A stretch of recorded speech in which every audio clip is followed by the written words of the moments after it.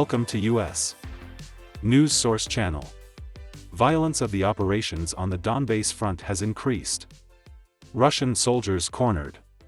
Ukrainian tanks are reportedly advancing towards the northern outskirts of the Novosevlivsk area on the Luhansk front.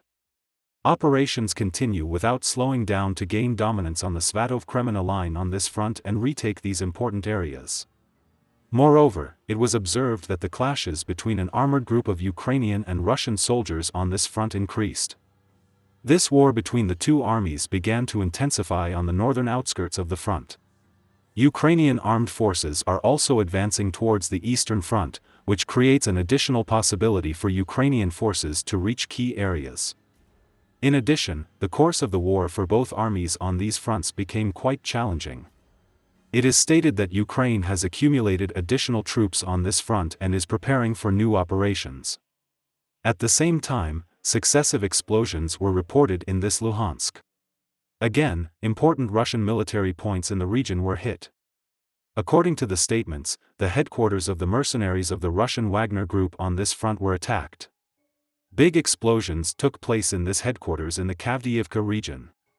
Moreover, it was reported that many Russian mercenaries suffered losses as a result of this move.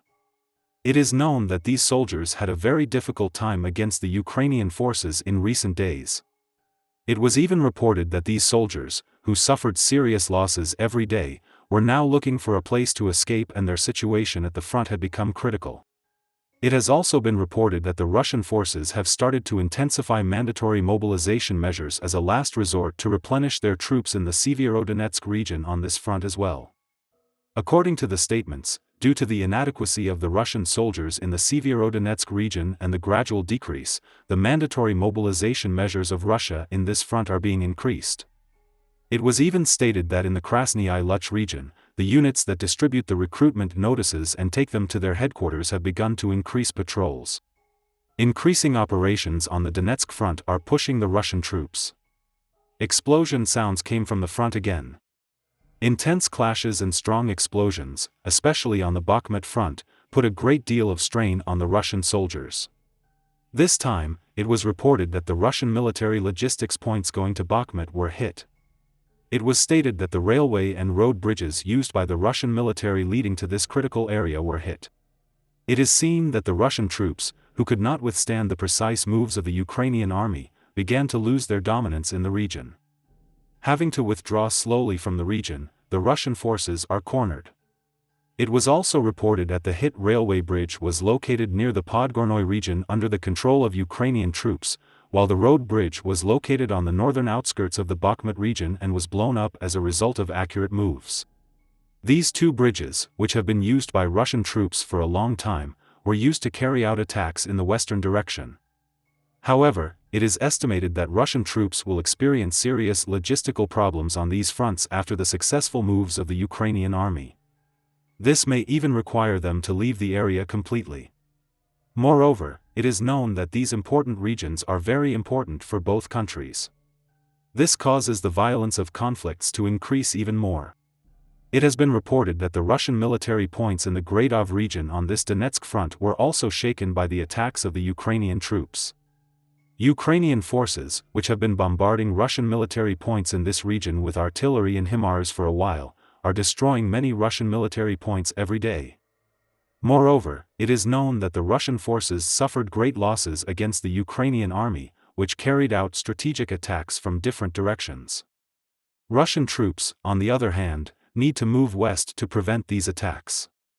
However, this is not considered possible due to the acceleration of the operations of the Ukrainian forces. Moreover, it was reported that Russian military points on this front were hit 10 times in a row. Smoke rose from these points. In these attacks, it was stated that multiple launch rocket systems and artillery attacks were organized. Later, it was announced that Russian military equipment was also seriously damaged. All kinds of moves like this are of great importance for countries. On the other hand, significant support for Ukraine continues. It was reported that Turkey handed over the TRLG-230 multiple launch rocket system to Ukraine towards the summer.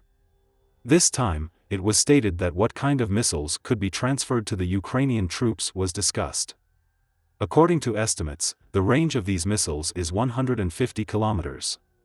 We have seen many times that such long-range missiles are of great importance in war. Another support to Ukraine came from Turkey.